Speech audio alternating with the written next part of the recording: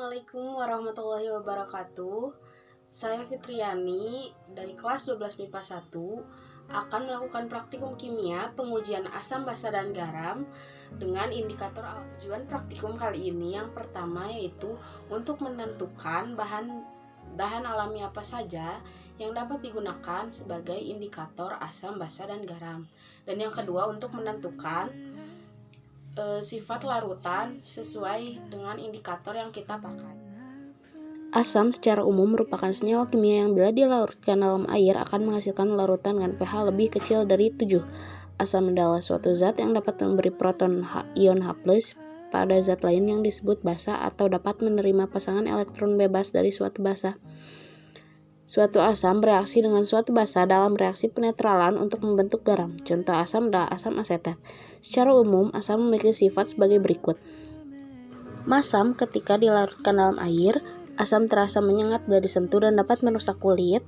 Asam bereaksi hebat dengan kebanyakan logam, yaitu korosif terhadap logam. Walaupun tidak selalu ionik, merupakan cairan elektrolit. Basa adalah zat-zat yang dinetralkan asam. Secara kimia, asam dan basa saling berlawanan. Basa yang larut dalam air disebut alkali. Jika zat asam menghasilkan ion hidrogen yang bermuatan positif, maka dalam hal ini basa mempunyai arti ketika suatu senyawa basa dilarutkan ke dalam air, maka akan terbentuk ion hidroksida dan ion positif menurut reaksi sebagai berikut. Ion hidroksida terbentuk karena senyawa hidroksida mengikat satu elektron saat ke dalam air. Secara umum, basa memiliki sifat sebagai berikut. Kaustik, rasanya pahit, licin seperti sabun, nilai pH lebih dari air suling, mengubah warna lakmus merah menjadi biru, dan dapat menghantarkan arus listrik. Indikator asam basa yang biasa digunakan adalah indikator buatan dan indikator alami. Indikator buatan adalah indikator siapakah yang sudah dibuat di laboratorium atau pabrik alat-alat kimia. Contoh indikator buatan adalah kertas lakmus. Indikator alam merupakan bahan-bahan alam yang dapat berubah warnanya dalam larutan asam, basa, dan netral. Indikator alam yang biasanya dilakukan dalam pengujian asam basa adalah tumbuhan yang berwarna mencolok berupa bunga-bungaan, umbi-umbian, kulit buah, dan dedaunan. Indikator alami yang saya gunakan kali ini yaitu ekstrak buah naga, ekstrak kunyit, dan ekstrak kulit manggis.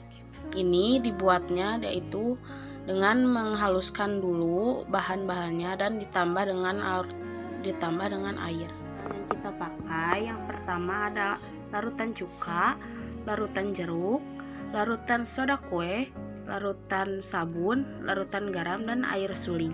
Nanti indikator yang kita gunakan akan diteteskan ke sini secukupnya dan kita lihat bagaimana reaksi yang akan terjadi. Yang akan saya gunakan yaitu ekstrak kunyit. Kita akan menggunakan pipet tetes untuk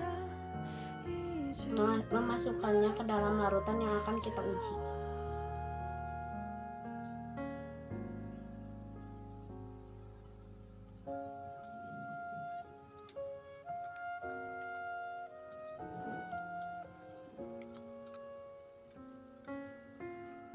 Kita teteskan indikator ekstrak kunyit.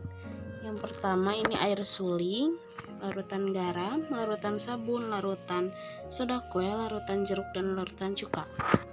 Terlihat bagaimana perbedaan. Yang pertama yang kita gunakan adalah kulit manggis, yaitu ekstrak kulit manggis yang telah kita hancurkan dan diberi air. Kita masukkan sedikit demi sedikit terhadap larutan yang kita uji.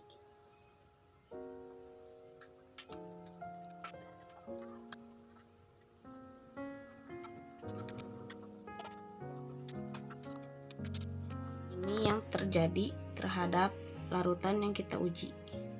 Yang kita gunakan adalah ekstrak buah naga dan kita akan meneteskannya terhadap larutan yang kita uji.